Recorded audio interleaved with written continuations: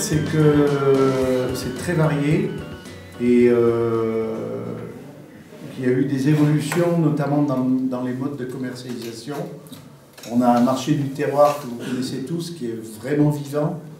Et il est à l'image de ce qui se passe, c'est-à-dire que pour arriver à dégager du revenu et à payer son travail, beaucoup de fermes ont choisi de faire de la vente directe, soit sur du fruit ou autre, ou en transformant, en allant plus loin dans le produit, et donc en suivant son produit jusqu'au consommateur final. Alors c'est soit de la vente directe sur les marchés, soit aussi ce qui se développe, le système des AMAP, ce qui s'est développé depuis quelques années. Il y a eu un travail qui a été fait en lien avec la communauté de communes et l'hôpital pour faire de l'approvisionnement local. Ça, c'est à la mode et ça peut être aussi un créneau. Et puis il y a de l'élevage au vin,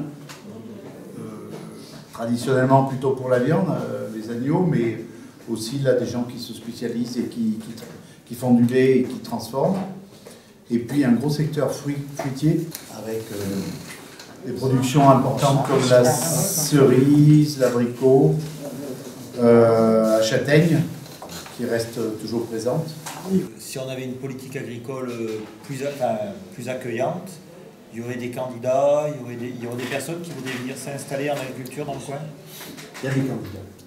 Une chose est certaine, c'est que si on n'a pas cette politique-là, on n'en aura pas. Il y a un vrai rôle de l'élu local dans l'accueil des nouveaux arrivants en matière des nouveaux exploitants agricoles. Constat, hein, il y a des maires pour qui la chose agricole, elle est là, mais ce n'est pas une préoccupation. La préoccupation, c'est le bourg-centre, éventuellement l'industrie, le tourisme, d'autres choses. Et puis il y en a d'autres, parce qu'ils sont sur des communes beaucoup plus petites où il n'y a que la chose rurale et agricole, qui savent que c'est vital pour eux. Donc pour continuer sur les aspects du tourisme, vous aviez parlé l'autre fois de l'importance des événementiels sur des zones. On a des exemples qui marchent bien, que moi je connais, mais je ne connais pas tout. Vous faites par exemple le trail, la course à pied, c'est 3500 nuitées. 3500 nuitées. C'est sur le territoire, c'est pas que sur une commune. Si vous prenez une nuitée à 100 €, le repas, la nuit, le petit-déj, calculez 3500 multiplié par 100. Ça fait marcher le commerce. Il y a 25 ans, c'était le moment où il fallait se préoccuper de ça. Il y avait dans cette mission chargé de la sauvegarde des métiers d'art. Oui. Il y avait une maison à Saint-Julien-la-Bosse qui s'occupait autant des matelassiers que des huileries que des ébénistes. Et il était venu faire l'inventaire de tous ces métiers en voie de disparition. C'était des gens de 50 à 55 ans qui n'avaient pas de descendance dans la même pratique.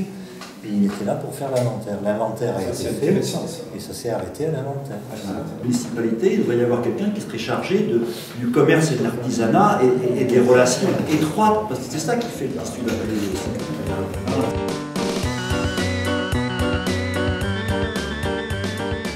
L'état des lieux sur la Mastre pour la jeunesse, je ne suis pas trop au courant de tout ce qu'il y a. Après, là, on a eu beaucoup de réunions pour les nouveaux rythmes scolaires et en fait, on s'est rendu compte qu'il n'y avait pas grand-chose pour les enfants. Au niveau des écoles, on ne sait pas trop comment relier en fait tout ce qui est vie du canton de la Mastre avec ce qui doit se passer à l'école. Voilà, donc là, on est un petit peu dans le flou pour tout ce qui est culturel au niveau jeunesse. Voilà. Alimenter le débat politique comme ça avec des citoyens, moi je trouve que c'était une très bonne initiative de votre part. Donc moi je suis là pour vous présenter le centre social de Saint-Agrève, qui existe depuis quand même 25 ans. Et justement ce que vous faites aujourd'hui, c'est souvent ce qui préfigure à la création d'un centre social. Par contre souvent un centre social ça vient de besoins d'habitants, de citoyens d'un territoire, qui estiment qu'il y a des services qui sont non rendus à la population. Alors, pour faire vivre tout ça, il faut des moyens. Et c'est vrai que j'entendais tout à l'heure par rapport à la mairie de la Mastre, mais c'est vrai aussi pour d'autres mairies. Hein, les mairies, généralement, notamment en zone rurale, ont peu de moyens. Par contre, il faut savoir que quand on crée une structure comme un centre social, on est déjà donc agréé centre social. Donc on a la CAF derrière nous pour alimenter tout ça. Et la CAF a quand même des moyens pour justement aider les structures comme ça. Il faut savoir que les mairies sont aidées également par la CAF dans le cadre des contrats enfants-jeunesse. qui généralement sont signés, donc à la masse je pense qu'il y en a un qui a été signé il n'y a pas très longtemps, j'en ai entendu parler. Sur d'autres communes ça existe aussi, et du coup la CAF aide aussi, dans le cadre du contrat enfance-jeunesse, les communes, pour mettre en place une politique enfance-jeunesse sur le territoire. Alors, quand il n'y a pas de centre social, ça ne veut pas dire qu'il n'y a pas d'argent non plus, il y a quand même aussi du financement. J'ai l'impression que localement, on fait toujours l'impasse sur l'humain. On veut toujours soit aller se passer carrément de l'humain, ou en tout cas faire des économies là-dessus. Et je trouve que c'est vraiment une grave erreur, parce que on disait qu'il fallait des moyens, il faut des moyens locaux, des moyens financiers qu'on peut trouver, la preuve, mais il faut aussi des moyens humains. Et ici, on fait toujours l'impasse là-dessus.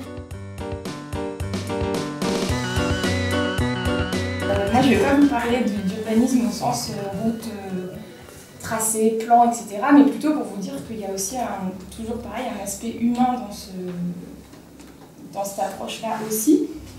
Déjà, il y a peut-être deux choses dans tout ce qui est urbanisme. Il y a tout ce qui est projet concret, c'est-à-dire que, bon, par exemple, la mairie décide de réhabiliter une place, faire des choses assez concrètes, ça c'est un aspect. Et l'autre aspect, ça va être d'essayer de planifier au niveau de la ville ce qui va s'y passer. Mais voilà, il y a deux façons de s'impliquer dans ces choses-là, c'est de suivre tout ce qui est projet concret ou de s'impliquer dans tout ce qui est réflexion, peut-être un peu plus globale, un peu plus à long terme. Et il y a pas mal de savoir-faire maintenant en France, donc à travers pas mal d'associations, même pas mal d'urbanistes qui sont ouverts à ces pratiques-là, pour permettre aux citoyens de s'impliquer, et ça peut même venir des citoyens. Il y a des exemples de villages où les gens, de villages ou de quartiers, où les gens ont pu porter des projets et réussir à entrer en communication avec des élus, voilà, avec des gens qui vont vraiment porter les projets au final.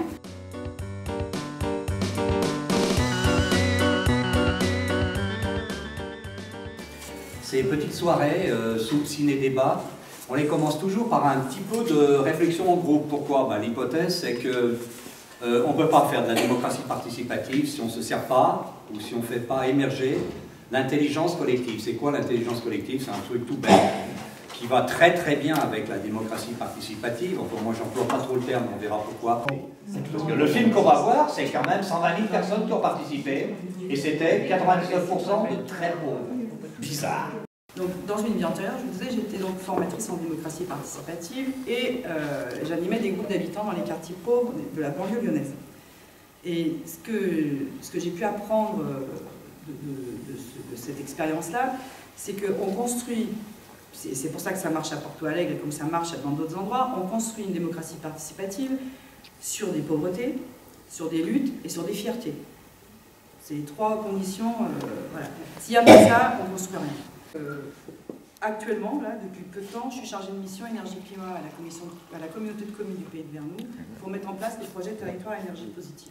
Aujourd'hui, la commission, elle est en gros composée de 23 personnes à peu près, ce qui n'est pas énorme, mais qui déjà pour un début est pas mal. 23 personnes qui sont réparties à peu près comme ça. Il y a 50% d'habitants dedans, il y a 40% d'élus, et on a un vivier de personnes autour de ça. Donc ces gens-là, ils fonctionnent vraiment dans la commission, ils sont là aux réunions, ils participent au groupe de travail. Puis on a un vivier d'une 60aine de personnes autour qui sont mobilisables sur des projets particuliers, spécifiques. Donc l'intérêt de ce fonctionnement, donc on a 7 groupes de travail déjà qui travaillent, donc sur différentes thématiques, la rénovation des bâtiments, le solaire thermique, on a une veille documentaire aussi. Il y a un groupe qui travaille sur la sensibilisation de la population, donc on va faire des journées portes ouvertes sur le système un peu de ferme en ferme. On a tout un tas de groupes de travail comme ça. Et l'objectif, en fait, c'est de mailler tout ça à travers tous les projets de la communauté de communes. En fait. L'énergie, c'est transversal à tout. Donc, il se trouve que sur le territoire, on est parti aussi sur des projets de circuits courts, d'ateliers de transformation animale et végétale, de cuisine centrale pour la fabrication des repas pour tout ce qui est collectif. Donc, la maison de retraite, les écoles primaires et maternelles, l'ADMR, etc. Voilà, tout ça, ça mobilise les gens et tout ça, ça a du lien ensemble en fait. Et on se rend compte qu'il y a des gens qui sont plus sensibles par la porte d'entrée maison de santé, il y en a d'autres qui sont plus sensibles par la porte d'entrée aménagement de l'espace, parce que peut-être ils sont agriculteurs ou peut-être ils sont sensibilisés par la question de l'urbanisation, des choses comme ça. Et en fait, on arrive toujours à trouver des gens nouveaux. Et puis ces gens-là, comme ça se maille ensemble, et ben, au bout d'un moment, ça donne du corps. Mais on n'est pas dans un schéma idéal. On est dans un schéma qui se construit pas à pas, qui se construit lentement. On est sur des projets pour dépôt, c'est 2050, les objectifs, réduire 50% des consommations d'énergie du territoire et produire les 50% restants par des énergies renouvelables, c'est à l'horizon 2050. Moi, je ne le verrai sûrement pas, en tout cas, je ne travaillerai plus dans la communauté de communes depuis un bon bout de temps.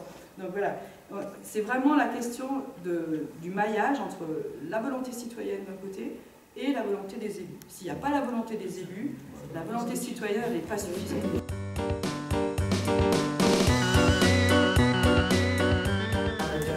Du château de Courtour, si on faisait un chantier tous les samedis matins ou après-midi ou n'importe quoi pendant des mois, que tout le monde ait le droit d'y participer, avec naturellement les maîtres d'œuvre et tout ce qu'il faut autour, mais qu'on participe concrètement aux choses, qu'on fasse des choses concrètes.